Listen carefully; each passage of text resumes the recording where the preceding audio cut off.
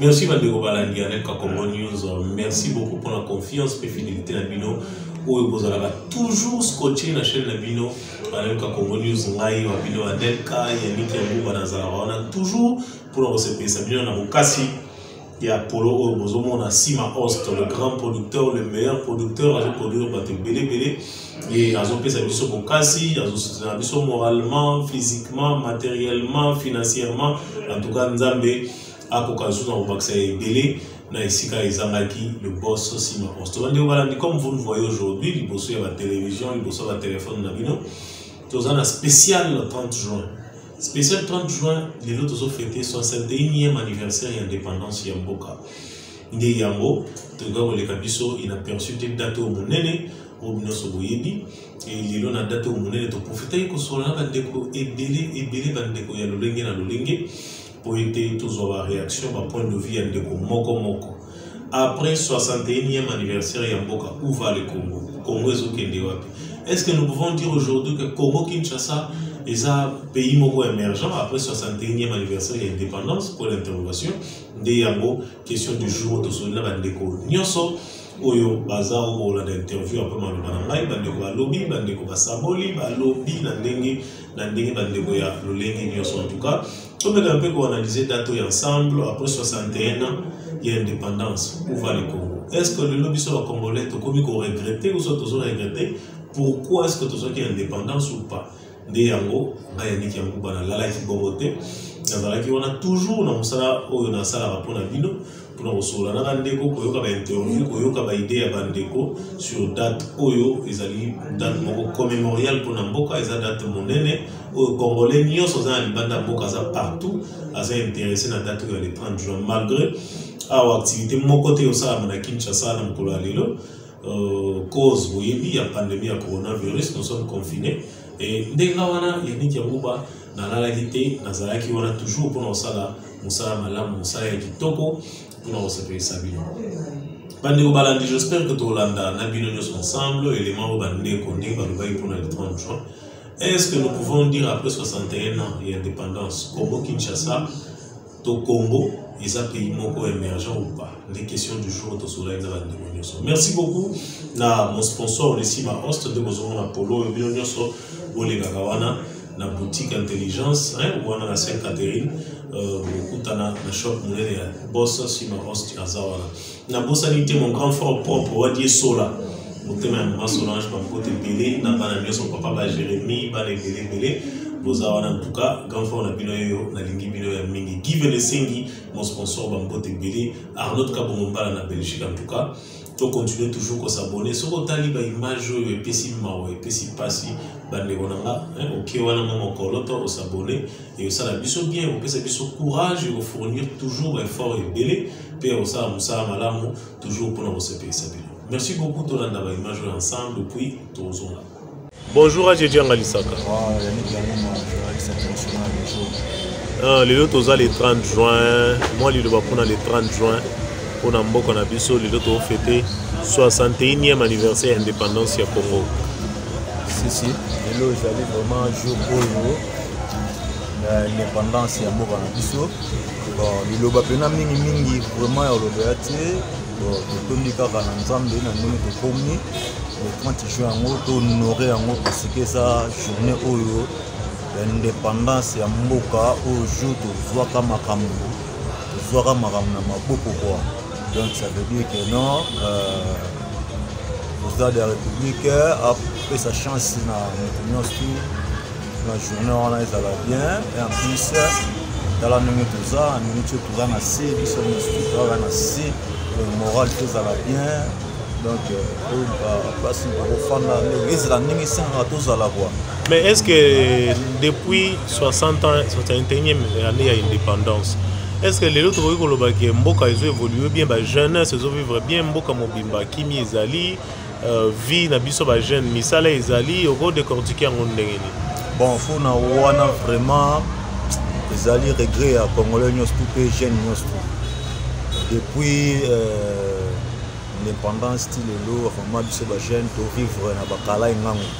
kala tekimeki donc soki oza motu moko boye oza na esprit ya créativité te donc pour vivre eza mpena mwa pasi donc c'est ça ntango omona biso bamettre nga lisaka tozoloba boye devant télé bato bazoyoka bamaster bajeune bapapa bamama bilonge donc tozocréer nde mpo tovivre yango tosenga mingi na président ya biso Sekedi avec beaucoup de respect là où tu es donc pour mettre en lisaka atia biso maboko a soutenir jeune bazwa baemployé jeune bazwa baboulot jeune bazala posé non pas jeune bazala toujours ndenge makambo ezala eza mpena mwa pasi biso soki tosentir yango mpena kilo wana makasi te mpo tomicréa oyo mpe bamicréa te donc pasi ezaka yango mona bajeune tozolelaka c'est ça bon yango wana. Merci beaucoup. Bonjour tonton Yannick.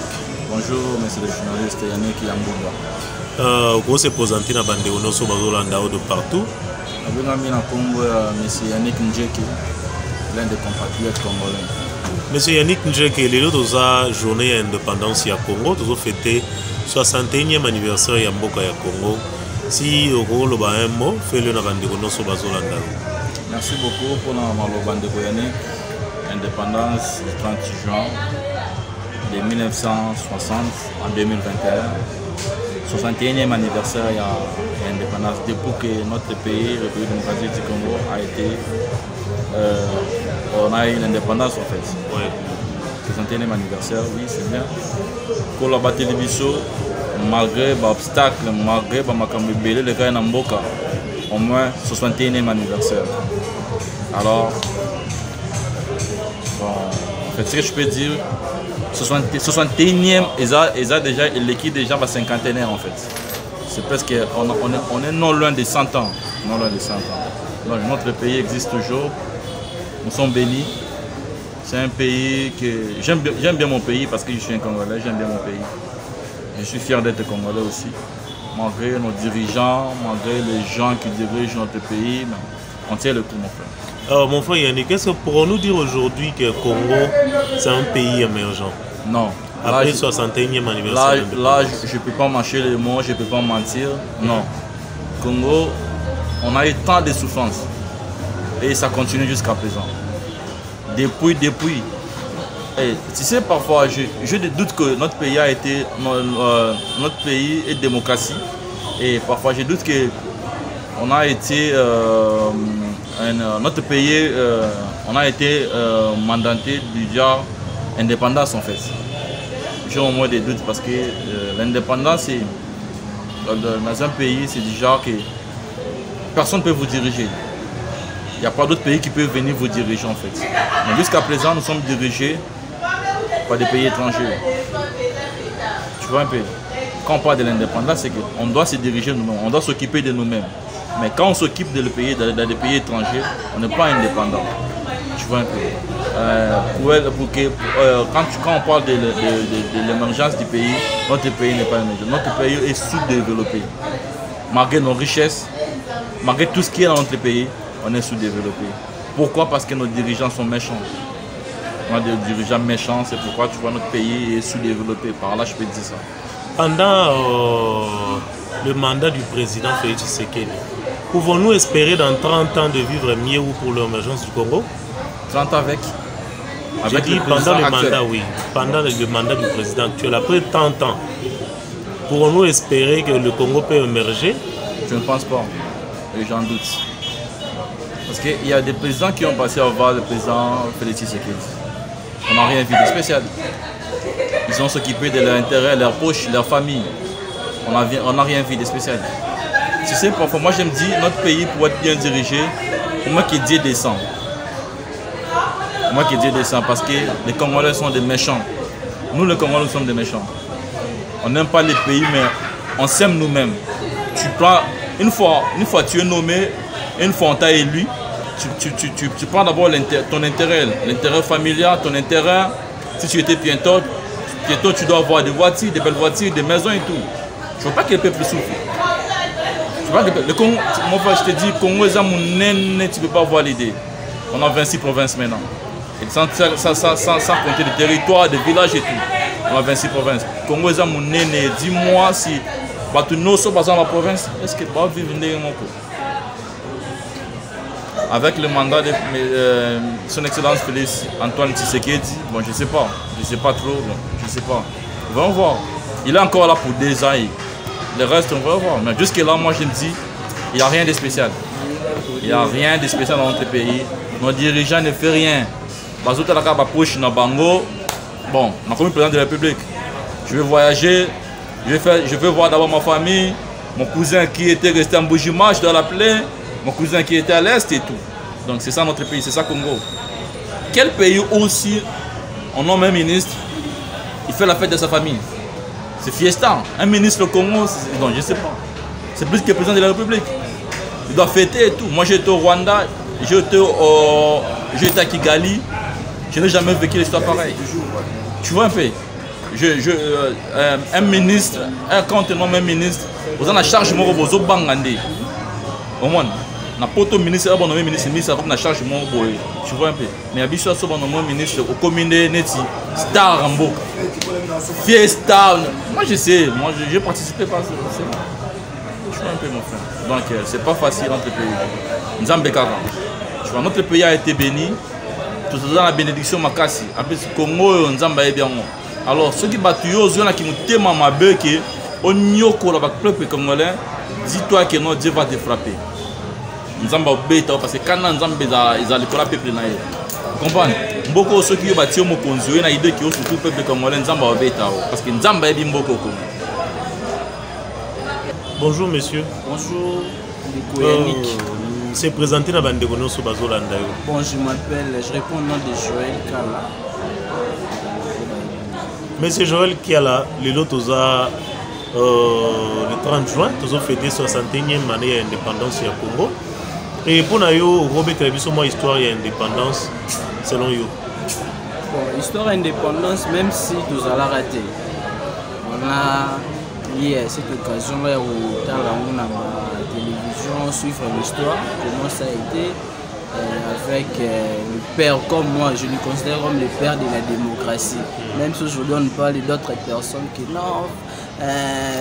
Félix est le père, c'est lui le père de la démocratie. Pour moi, le père de la démocratie, je crois que c'est le tout premier ministre, Patrice Emery Lumumba. On a vu vraiment le combat qu'il a mené pour qu'aujourd'hui notre pays soit indépendant, entre guillemets, comme on le dit. Parce que pour moi, jusqu'à aujourd'hui, je sais que nous dépendons toujours.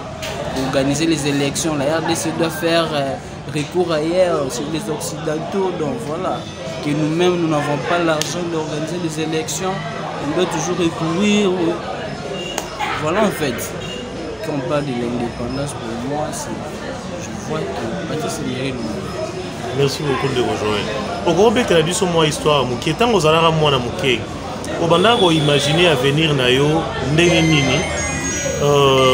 Ti lelo to comme na 2021 ba projet na yo ezalaka peut-être nini. Est-ce que ba projet na yo tango zalaka mwa muke ndenge obanda ko mona avenir na yo? Est-ce que ba projet ya vie na yo eza réalisé ou pas? Ndeko Yannick, beaucoup na epsa mon cher eza na mambe na sekata muke. Ndenge biso to banda ko kanisa. Parce qu'avec le tout premier président, l'ère de l'indépendance, le tout premier président qui a dirigé ce pays, c'était le président Joseph Kasavubu. Avec lui, c'était un peu différent. Donc, on sentait que l'indépendance, avec lui, on n'a pas vraiment senti cela. Et tout est qu'on vit vraiment un peu, même si vous avez quitté l'époque à Mobutu. On a vu comment le pays fonctionnait. On a vu Mambo Béléningue Banero avancer. On espérait que non, de génération en génération du Congolais, Mambo Yozala Malam. Avec les remplaçants, ce n'était pas le cas.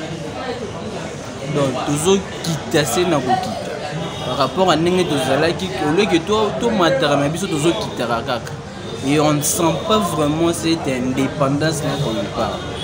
Parce qu'on parle de l'indépendance, je ne sais pas, les journalistes vont expliquer plus un peu en large que quand on parle de l'indépendance, tu ne dépends plus des autres. Tout le monde tu peux décider aujourd'hui que non, aujourd'hui moi j'ai décidé de faire ça. Parce que je ne dépends pas des personnes. Je dis que non, je voulais faire quelque chose, je dois courir peut-être chez les Américains, demander d'abord leur avis. Je dois aller en France, je dois aller en Allemagne. Donc, je ne sais pas.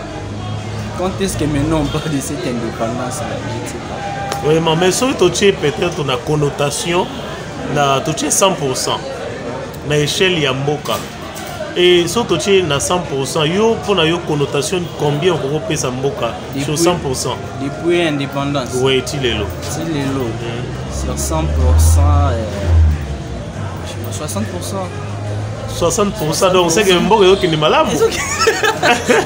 Bon, 60% parce que j'encourage le président actuel. Oui. J'encourage, il a de belles initiatives, de bonnes idées. Et nous voyons, même si le jour des avenirs quand vous allez, nous voulons que Moutoua voyait à prier, à continuer à tenir l'initiative. Je salue d'abord pour l'arrivée de l'ICHEF. Nous voyons que non, l'ICHEF est pour contrer un peu mes gestions de ça. C'est le musée bandit. Début et l'union sera facile, ça sera toujours dans des difficultés. Nous voulons que même si demain le président actuel a qui ou a remplacé, continue un peu dans l'idée. C'est une bonne idée pour encadrer la plutôt à y travailler pour Namboka. Presque nous avons mérité plus. Qui Babylone on a somme qui Namboka ba restitution pour Namboka. Pour faire avancer le pays. En ce moment-là, les années à venir, on peut parler de l'émergence Mboka. Parce que quand pour parler de cette émergence-là, il faut que les ressources à Mboka soient bien gérées, bien contrôlées. Si ce n'est pas contrôlé, on ne parlera pas de l'émergence. Le pays ne va pas avancer. Merci beaucoup.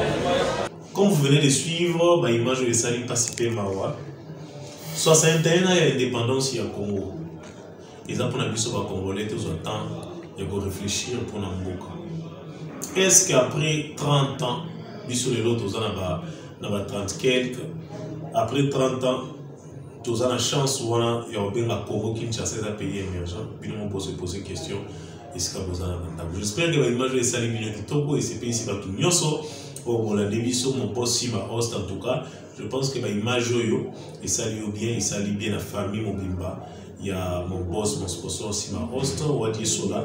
Merci beaucoup pour la confiance et fidélité aux OP Sangale qui n'a eu. On a toujours dans Bunda pour nous faire la Moussala qui toko, Moussala Malamu, pour se payer sa famille, mon bimba, pour se payer sa moko. Merci Bandego Balandi, Nazarek Bongo, Ngawabino, Yannick Yangouba, Anelka, Nabandeko Nazarek Bongo et Anelka, Nazarana toujours, Koko, Banamoussala. Malamu ou se paye sa bino nyoso. J'espère que tout le monde a un numéro ya sika ba makamba bienzo ya dina lubaka chaîne nabino Anelka Congo News sa chaîne oyo et permettra biso de tous les informations nyoso les gars na Kinshasa une pour nous diffuser pour nous se payer sa bino. Tout le monde a ni na ba numéro ya sika. Merci pour la confiance et fidélité. Bye bye.